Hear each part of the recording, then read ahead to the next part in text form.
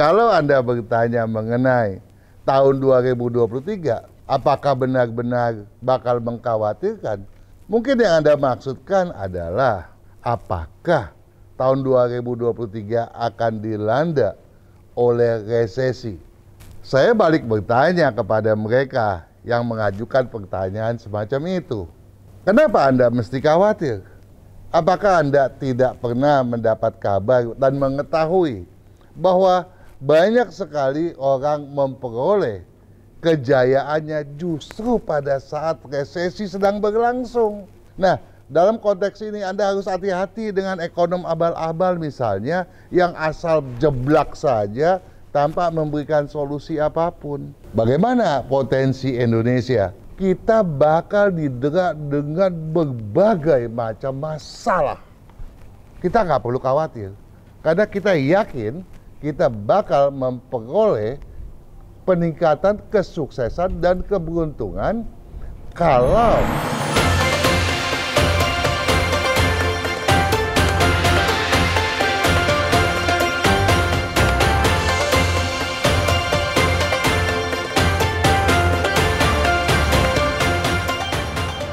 banyak orang bertanya kepada saya, bagaimana kelinci besok?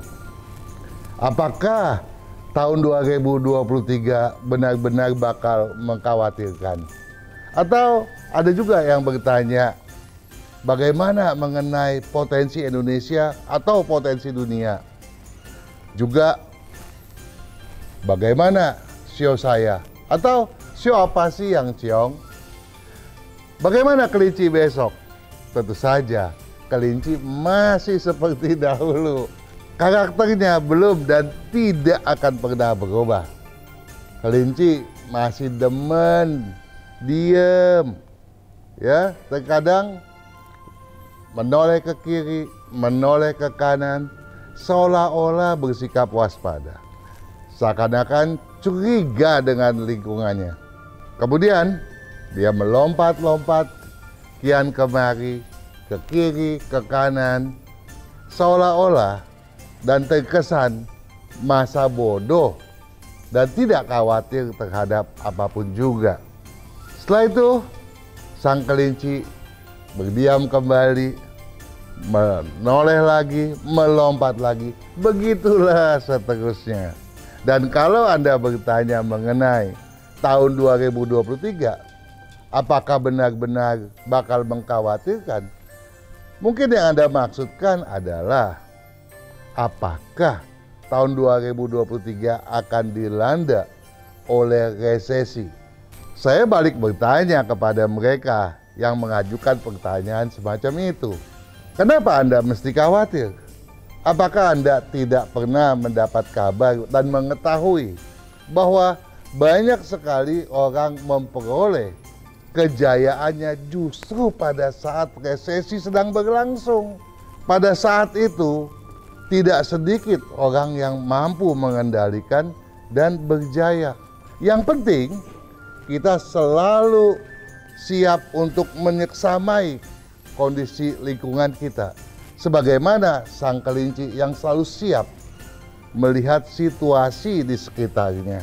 Dan pertanyaan Anda mengenai bagaimana sio saya misalnya, ya, apa yang perlu Anda khawatirkan pula?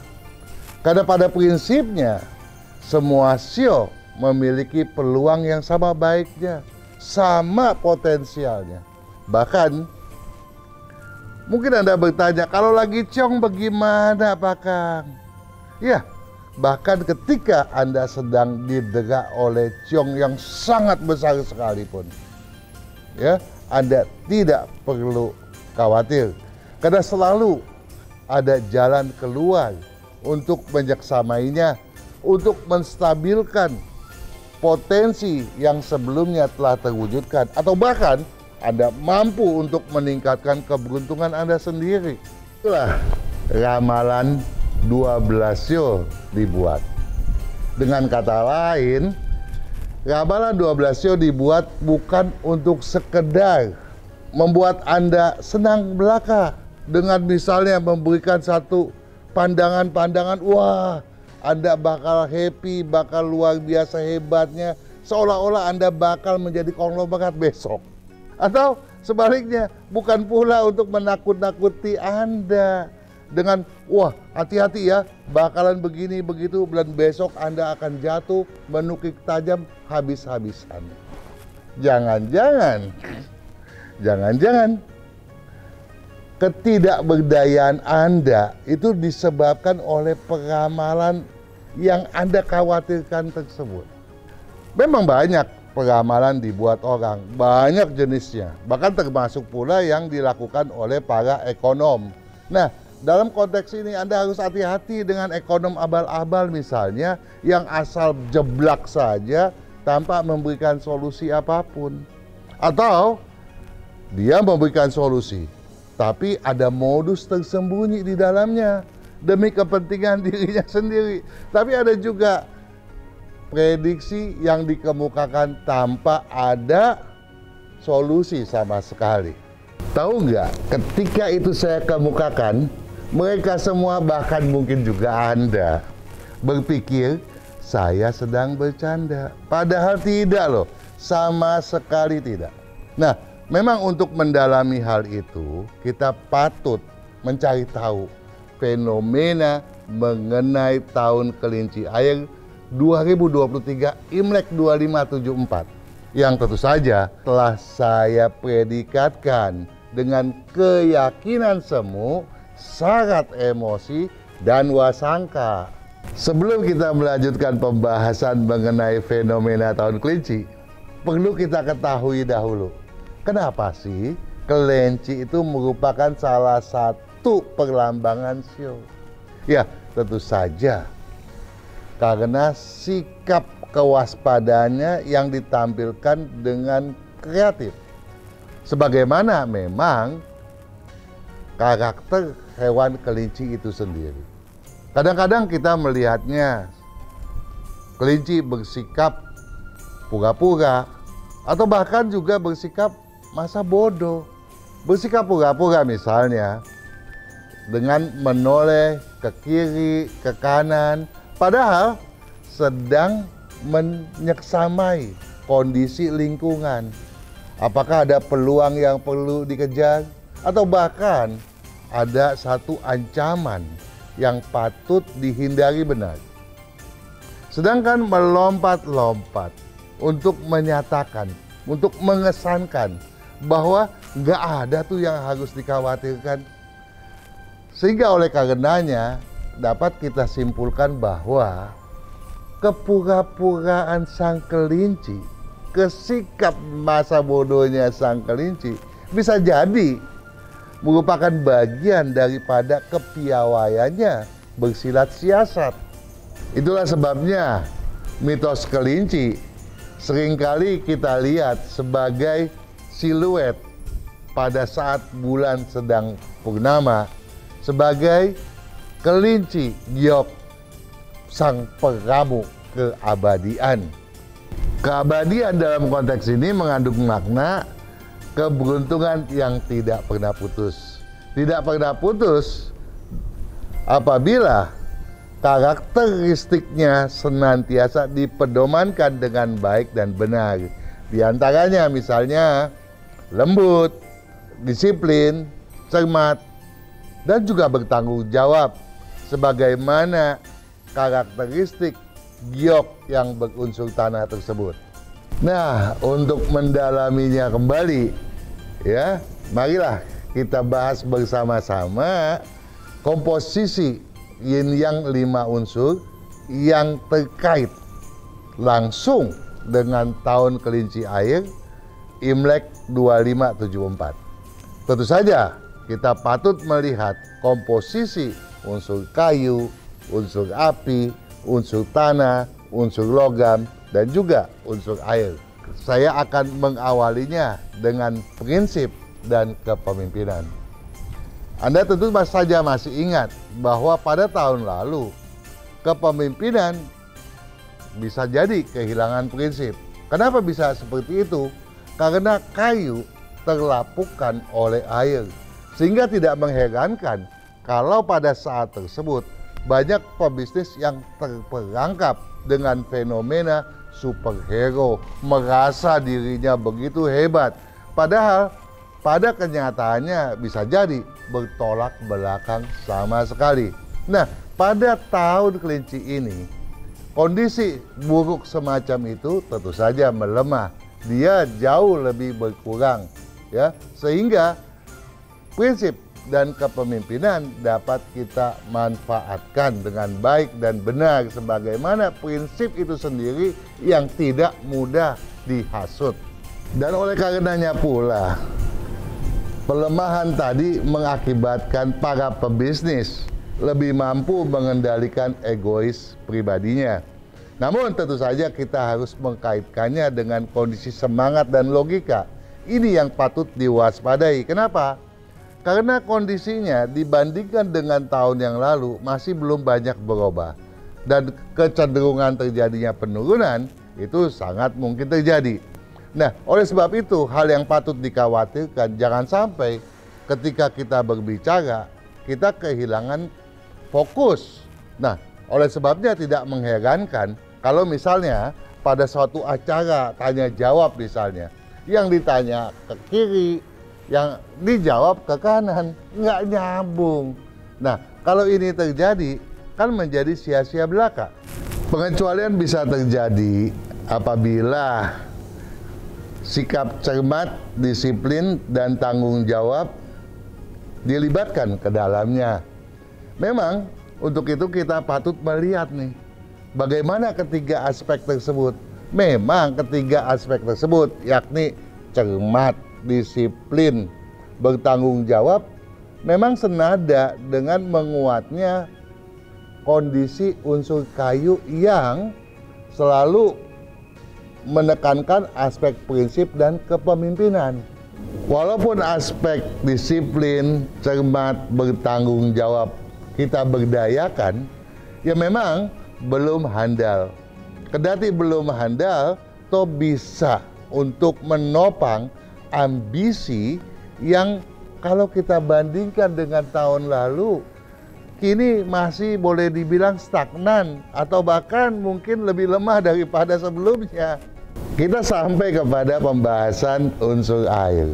Unsur air ini kan unsur siklus, ya, yang melekat pada tahun kelinci 2023 Imlek 2574 ini.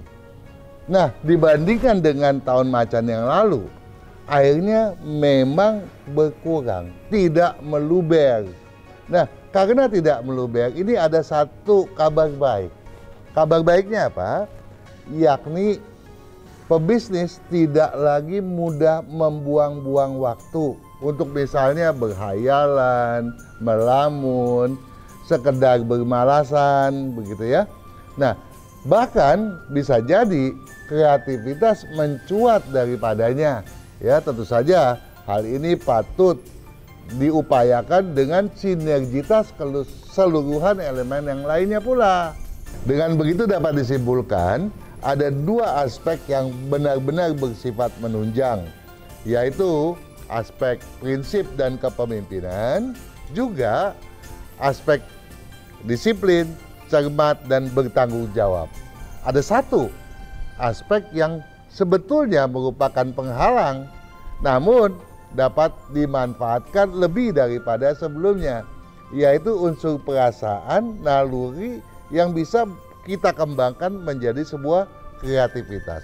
Dan ada dua yang mengkhawatirkan yang patut kita waspadai benar, yaitu aspek semangat dan juga ambisi, ya, yang kita khawatirkan dia menukik tajam sehingga tidak dapat berdaya sama sekali. Dengan menggarisbawahi ke semua hal tersebut, jelas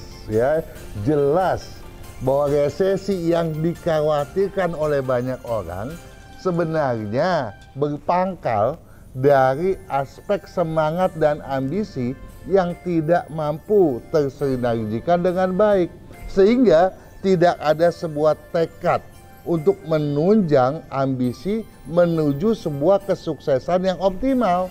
Dengan kata lain, kalau Anda tidak khawatir, juga tidak merasa berketidakmampuan, tidak merasa tidak berdaya, resesi itu sebetulnya tiada. Ingat ini yang perlu kita garis bawahi benar. Hasil apabila semangat dan ambisi kita kukuhkan, kita sinergikan dengan sebaik mungkin, maka kreativitas akan mencuat dengan sendirinya. Disiplin, cermat, bertanggung jawab akan mengukuhkan sepak terjang. Bahkan prinsip dan kepemimpinan akan menunjang dan mengawal kelancaran bersepak terjang tersebut. Untuk mewujudkan hal itu, kita tentu saja patut menghindari ketergesaan. Sang kelinci yang mampu menyempatkan diri untuk duduk diam sementara waktu, menoleh ke kiri dan ke kanan, menyaksamai bagaimana kondisi lingkungan, bersikap waspada agar kreativitas kita tidak mengalami gangguan yang berarti. Juga bersikap tenang walaupun seringkali dianggap bersikap masa bodoh. Yang penting prinsip selalu ditegakkan, kepemimpinan selalu dikedepankan dengan sebijaksana mungkin. Sebagaimana sang kelinci giok, sang peramu keabadian. Keabadian dalam konteks ini termasuk di dalamnya demi menyukseskan aktivitas berbisnis, berkarir dalam bidang apapun, demi suatu kesuksesan dan keberuntungan. Maka keyakinan semu, syarat emosi dan wasangka mudah sekali kita ubah menjadi keyakinan absolut untuk menghindari segala macam hambatan demi sebuah kesuksesan. Ada yang bertanya pula mengenai bagaimana potensi Indonesia. Ya, tentu tidak berbeda dengan apa yang telah saya sampaikan tadi.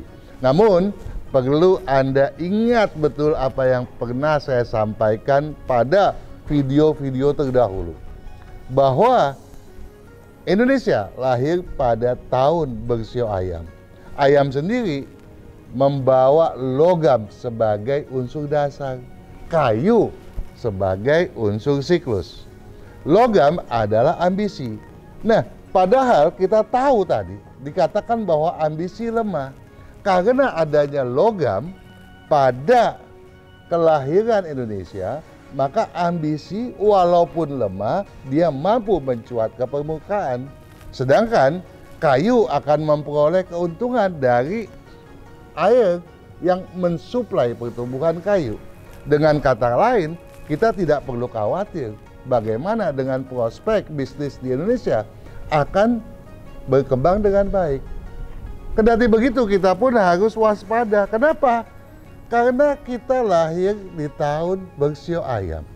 Sedangkan sio ayam merupakan sio yang diramalkan paling tidak selaras. Ini artinya apa nih? Artinya kita bakal didera dengan berbagai macam masalah. Kita nggak perlu khawatir, karena kita yakin kita bakal memperoleh peningkatan kesuksesan dan keberuntungan kalau kita memanfaatkan ambisi dan pertumbuhan yang saya maksudkan tadi. Nah, yang patut kita khawatirkan adalah, Anda mau tahu juga toh? Adalah Amerika. Amerika di tahun lalu, di tahun macan, berkondisi ciong. Kenapa? Karena Amerika lahir pada tahun monyet yang juga membawa unsur dasar logam. Ambisinya sangat besar. Dan ada api. Api dan logam yang bersinergi pada saat dia lepas daripada ciong memiliki satu unsur produktivitas yang tinggi, namun juga sekaligus ada sesuatu arogansi yang patut diwaspadai. Nah, jangan sampai arogansinya ini kemudian mengganggu kesuksesan dan kelancaran kita. Mengingat kita Indonesia berada pada situasi yang sangat strategis dengan sumber daya yang sangat melimpah. Jangan sampai apa yang kita miliki ini kemudian menjadi sia-sia atau berkurang keberuntungannya. Oke, kita sampai pada pembahasan apa yang Anda tanyakan, bagaimana keberuntungan sio saya? Sio apa saja yang ciong? Sio ada 12 kan? Kita baginya 4, 4, 4. Tahun ini gampang sekali mengingatnya. 4 yang selaras, 4 yang cukup selaras, dan 4 yang ciong. Nah, 4 yang selaras adalah yang bersio macan, naga, kambing, dan juga babi. Tetapi Anda perlu waspada, ya. Siapa yang perlu paling waspada? Adalah yang bersio macan dan bersio babi. Kenapa? Di tahun lalu, kedua sio ini lagi ciong. Jangan sampai di tahun yang terbuka ini, Anda tidak siap untuk menghadapi peluang yang baik. Ini sangat keliru, ya. Jadi Anda patut menyiapkan diri. Jangan sampai peluang yang begitu baik akhirnya terenyahkan oleh ketidaksiapan Anda sendiri. Sedangkan sio-sio yang termasuk cukup selaras, ya, adalah yang bersio kerbau, bersio ular, bersio monyet, dan juga yang bersio anjing.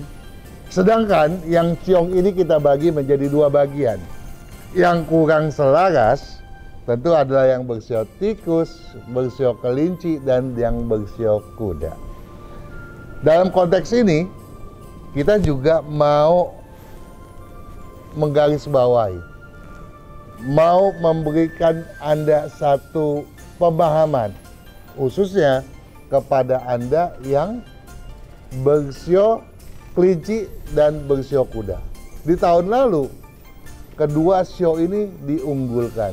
Nah, kalau Anda dapat menyeksamai dan dapat menjadikan pedoman tahunan dengan sebaik mungkin, maka penurunan tadi atau kadar ciong tadi tidak akan menghambat kesuksesan Anda dalam bersepak terjang.